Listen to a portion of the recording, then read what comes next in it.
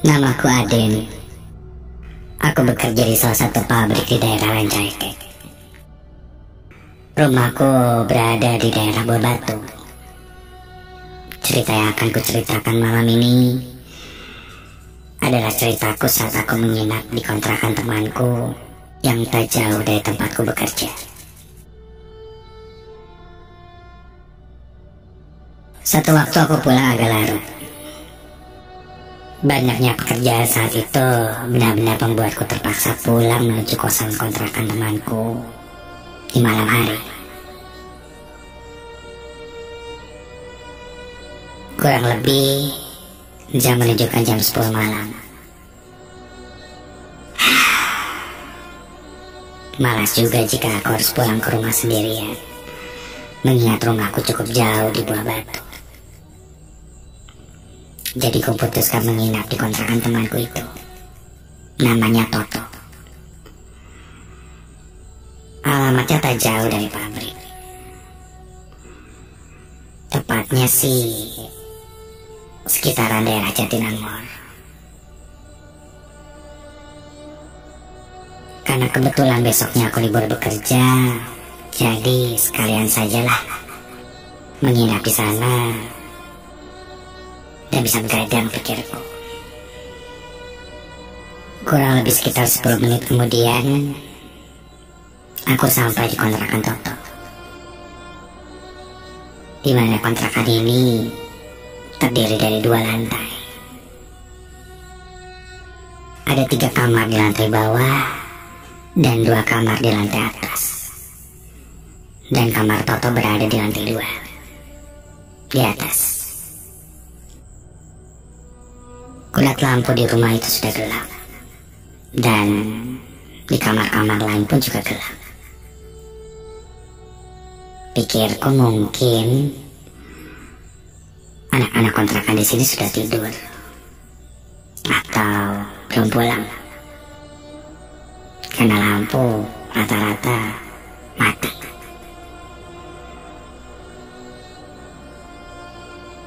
Sampai di kamar Toto, kulihat Toto sedang mengobrol dengan temannya yang juga mengontrak di sana. Assalamualaikum, Tok. Hai. Singkat cerita, kami pun menghabiskan waktu malam itu dengan mengobrol, bermain game, begadang lah. Udara saat itu cukup gerah. Aku bilang ke Toto akan kubuka sedikit pintu kamar agar ada angin yang masuk. Kubuka sedikit pintu kamar itu. Dari celah pintu kamar yang terbuka, terlihat di seberangnya adalah sebuah kamar. Aku tanya pada Toto, di seberang itu kamar siapa? Karena lampunya saat itu menyala. Toto bilang sepengetahuan dia sih masih kosong, belum ada yang ngisi. Tapi memang lampu kamarnya selalu dinyalakan. Kalau itu kamar kosong, aku jadi kepikiran untuk mengontrak juga di sana, agar tak harus bolak-balik dari rumah ke tempat kerjaku dengan jarak yang cukup jauh. Aku tengok lagi ke arah kamar kosong itu dan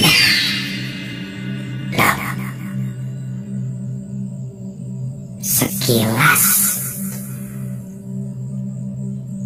aku melihat kok ada yang mengintip ya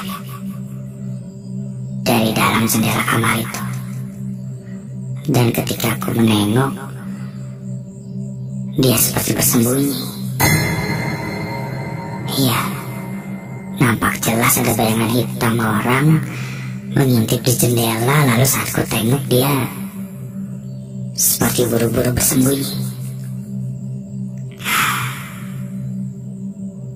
Aku bangkit sebentar ke arah depan kamar Toto dan sedikit mengintip ke dalam kamar itu. ada siapa-siapa di dalamnya. Kosong.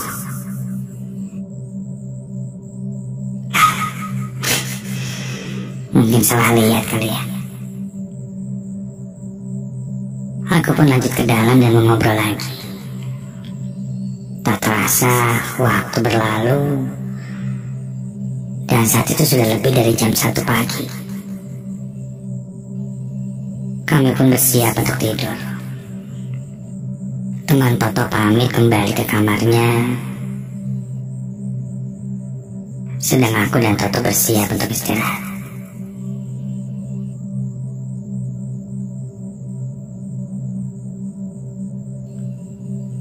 Sebelum tidur, karena ada rasa penasaran sedikit, aku bertanya pada Toto tentang kamar yang ada di seberangnya itu. Kutanya sudah berapa lama kosong, dan memungkinkan tidak ya kalau aku tinggal di sana juga. Toto menjawab, ya, entah sudah berapa lama kamar itu kosong. Setahu dia, sejak dia mengontrak di sana, kamar itu sudah kosong. Dan di antara kamar-kamar kosong lainnya, kamar itu sepertinya tidak disewakan oleh pemilik rumah itu. Pernah satu waktu Toto melihat ada orang yang akan mengontrak di sana dan memilih kamar itu karena kosong. Namun saat pemilik rumah kontrakan ini, dia bilang kamarnya sudah ada yang isi, jadi tidak dikontrakkan. Pilih saja kamar yang lain, begitu. Namun sampai saat ini tidak ada orang yang mengisinya. Menarik, kataku. Sudahlah. Hari semakin larut, aku pun terlelap dalam tidur.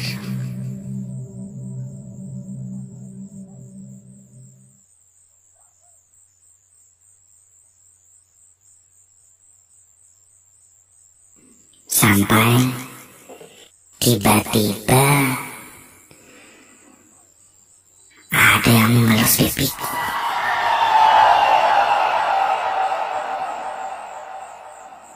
Terasa jari jemari yang dingin menyentuh kulit pipiku.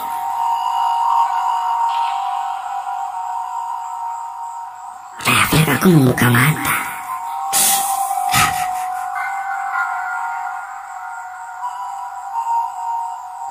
Kulihat di seberangku Toto sedang tertidur sambil meluk guling.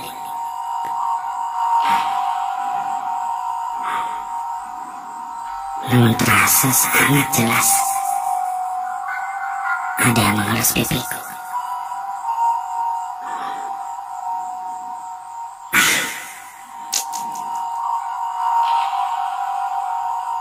Tak mungkin binatang kali ya.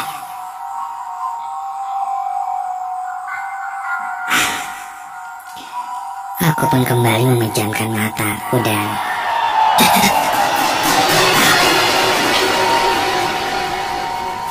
baru saja mataku terpejam, kembali ada yang menyentuh pipiku. Kontan aku membuka mataku dan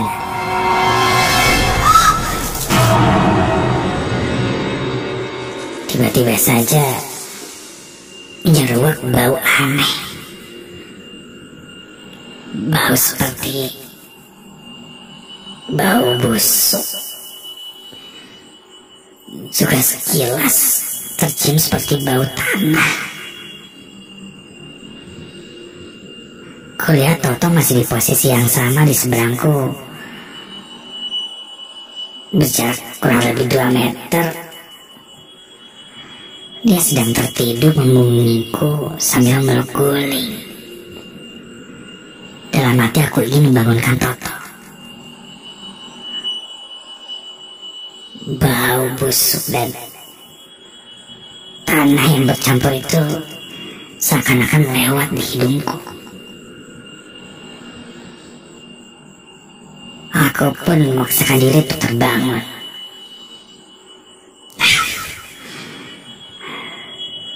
Aku duduk di atas tempat tidur yang tergeletak di lantai itu. Aku lihat ke sekitar kamar Toto. Tidak ada apa-apa. Sampai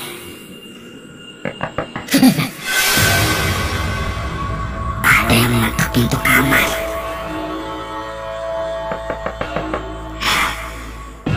Siapa yang ngetuk pintu kamar tengah malam kayak gini? Kulihat Toto masih tertidur nyenyak. Atau mungkin teman Toto yang tadi ya? Ada yang ketinggalan kali ya barangnya. Aku langsung menuju pintu kamar untuk membukanya. Dan ketika aku buka pintunya,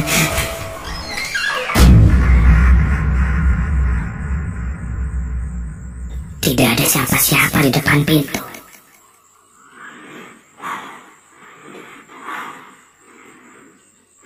Aku kembali menutup pintunya.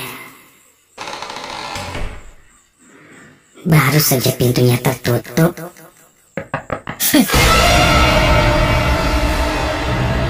suara ketukan di depan pintunya terdengar lagi.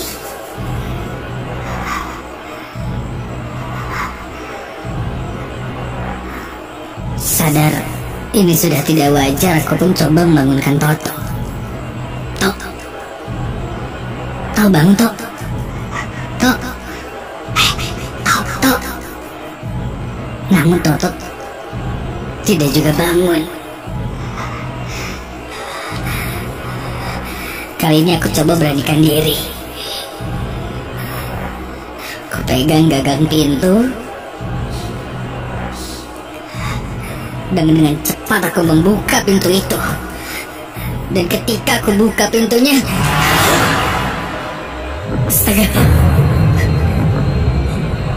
terlihat berdiri di depan pintu kamar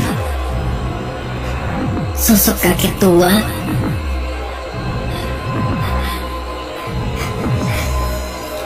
Badannya kurus, rambutnya panjang beruban dengan kumis dan jenggot. Agak sedikit bungkuk dengan baju pangsi hitam. Berdiri di depan kamar Toto. Dari sosok itulah tercium aroma bau busuk seperti sampah.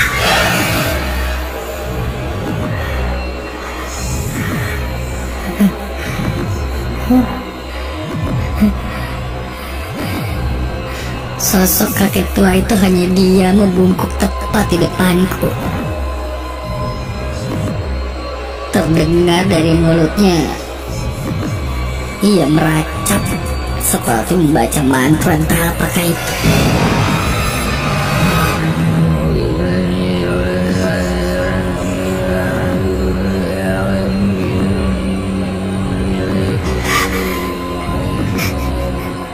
Dan tiba-tiba saja ia membuka mulutnya dan menganga.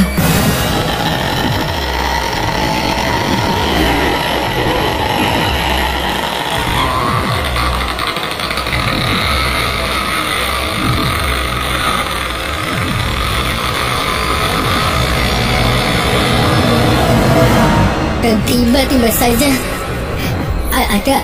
ada yang menyentuh pundakku, mencengkram pundakku dengan keras. Dan ketika ku tengok ke belakang, ternyata itu Toto. Dan ketika ku lihat lagi ke arah pintu,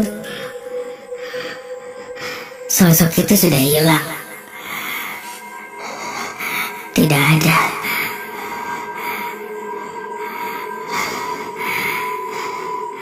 Toto bertanya padaku sedang apa. Kuceritakan tadi ada yang mengetuk pintu, dan kuceritakan apa yang kulihat pada Toto tadi sebelum dia menyadarkanku. Toto tidak banyak membahas itu. Setelah mendengar ceritaku, dia memintaku untuk segera tidur saja. Keesokan harinya Toto pun mulai menceritakan padaku tentang sosok yang kulihat semalam itu. Dia bilang dia juga pernah melihat sosok itu, kakek-kakek yang terlihat di kamar seberang. Dan beberapa orang di kontrakan ini pun pernah melihat penampakan kakek-kakek tua itu seperti sedang bersemedi di dalam kamar. Kadang sesekali terdengar suara batu dari arah kamar kosong itu. Sempat ada rumor juga, katanya sih sosok kakek itu pernah tinggal di kamar itu. Entahlah. Yang jelas, ketika sudah lewat tengah malam, jika mendengar suara ketukan, sudah pasti dan seharusnya tidak dibuka. Itu sudah menjadi peraturan tidak tertulis di antara anak-anak kontrakan ini. Karena aku tidak tahu dan aku membukanya, maka aku bisa melihat siapa yang mengetuk pintu itu.